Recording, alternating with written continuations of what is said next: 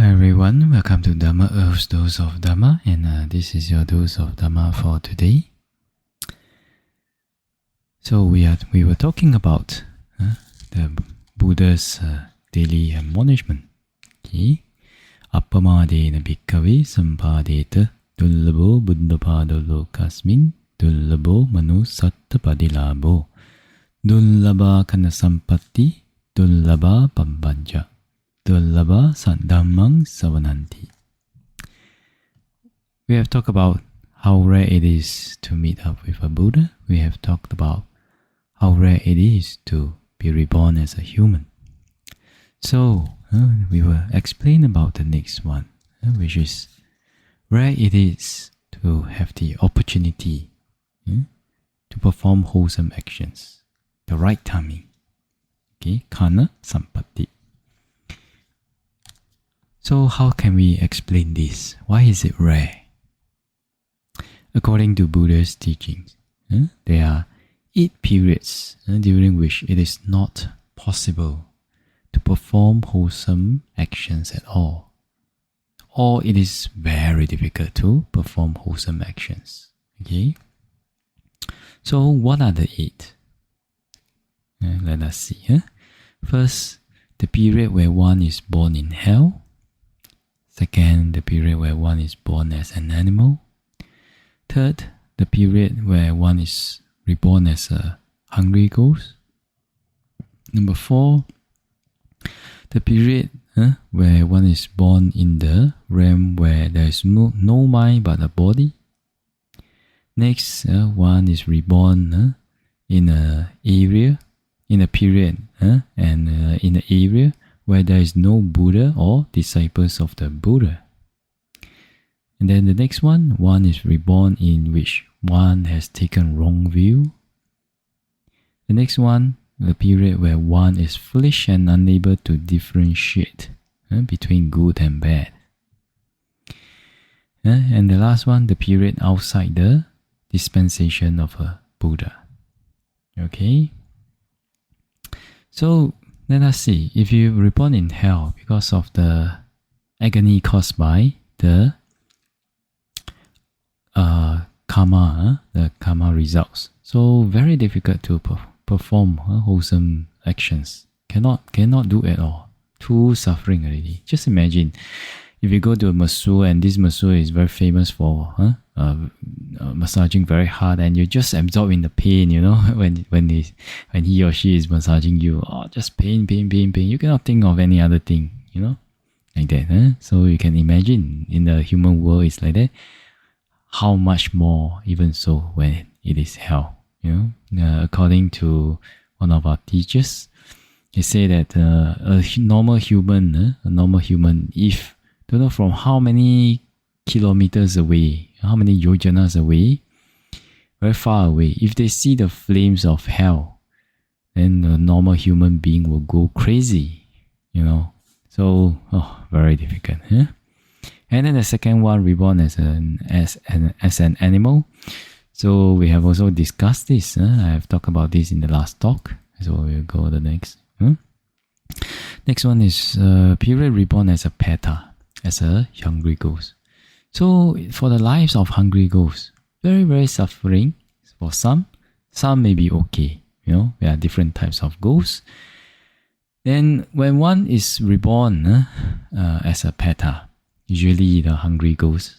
So according to meditators who have recollected their past lives and they saw that they were reborn as ghosts, they say to eat one mucus. So the ghosts, they survive from mucus, feces, urine, blood, etc. To eat one mucus, they have to run 10 kilometers, And after 10 kilometers, it also depends on whether they have the good karma to eat the mucus. If they do not, then the mucus will disappear or eaten by other petas when they reach there. Very difficult. Okay? So, how to perform wholesome actions, right? And then next period in the sphere which there is no mind but only a body. This one there's no intention though, so there's no way to perform wholesome actions. Okay? And then the next one, period born in areas where there is no Buddha or disciples of the Buddha. So it's not impossible, but it's not impossible to perform wholesome actions at this in these areas, but it may be very difficult. Like that. Okay, so the next one, a period in which one has taken wrong view. So one may, if the wrong view is, believing that offering sacrifices and everything can help to go to the road to heaven, then they're also creating a lot of unwholesome deeds, right? So this is one also. Not impossible, but difficult. The period in which one is foolish and unable to differentiate between good and bad. So this one also difficult. And the period outside the dispensation of a Buddha. So this one is difficult only, not impossible, difficult only. Because during the period outside the dispensation of a Buddha, so they are also practical Buddhas. They are also ascetics who also practice meditation, samatha meditation, etc. So at that time, their verbal actions, their mind may be pure, and it may be possible to perform, but not easy, not easy like that.